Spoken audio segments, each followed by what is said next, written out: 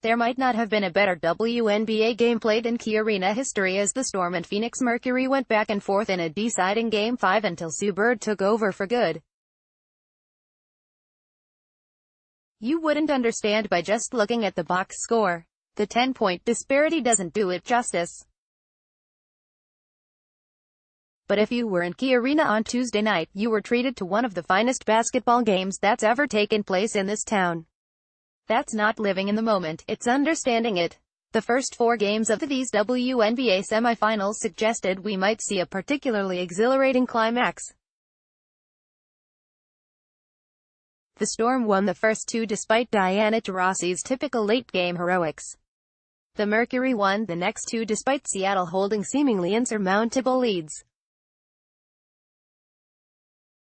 The bar for Tuesday's winner-take-all Game 5 to be the crown jewel of the series was high enough to strain the neck of anyone who looked up at it. Yet these two teams pole vaulted right over it. That was some of the best basketball that I've ever seen in the WNBA, Storm coach Dan Hughes said. I thought it taught us a lot of what it really takes. For a moment it looked as though Seattle would meekly sputter out of contention. Phoenix scored 11 of the game's first 13 points, 16 of the first 26 and led by as much as 11. It also had Brittany Griner scoring virtually whenever she wanted, unless the Storm's double teams freed up teammates for wide-open layups. But this wasn't going to be a suspense-free dismantling in which Taurasi improved to 14-0 in winner-take-all situations. It was going to be a back-and-forth brouhaha that will have fans talking to each other about it for weeks, assuming they can still hear. Who do you want to start with? Breanna Stewart. The recently crowned WNBA MVP tallied 28 points and 7 rebounds, but also helped slow down Griner in the second half while playing all 40 minutes. It was the most important game she's played as a pro and, up until the last 5 minutes at least, was the best player on the court. What about Taurasi, the league's all-time leading scorer and 3-time WNBA champion? She only had 17 points, but it seemed all of them came as the Storm was closing the deficit. A pull-up 3 here, a sweeping hook shot there. She seemed to be the principal reason Seattle failed to tie the score until midway through the third quarter.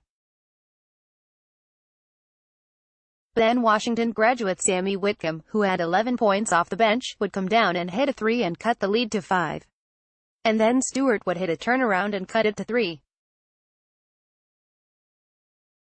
And then Alicia Clark would pop a 3 of her own to tie the score at 57-57, unleashing the larynxes of all 8,992 in attendance. Seattle is going to be rowdy, Taurasi said. If they make a shot they're going to blow the roof off this place. But it didn't seem to rattle the Mercury, which would push its lead back to 6. Then the Storm would score 9 straight to take the lead, only to watch Phoenix snatch it back.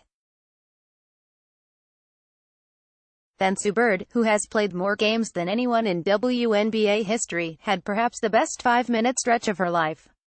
Shortly after getting popped in the mask that was protecting her broken nose, an infuriated Bird took over the basketball game.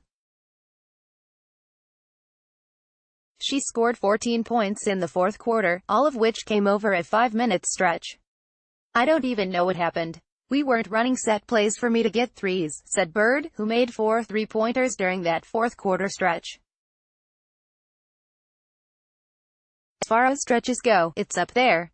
I don't know if I've had a fourth quarter like that in such a big game in my life. The game, which ended in a 94-84 win for the Storm, had it all. A comeback, lead changes, clutch moments from a sub like Whitcomb, dominant stretches from a force like Stewart, 5 minutes of unconsciousness from a legend like Bird.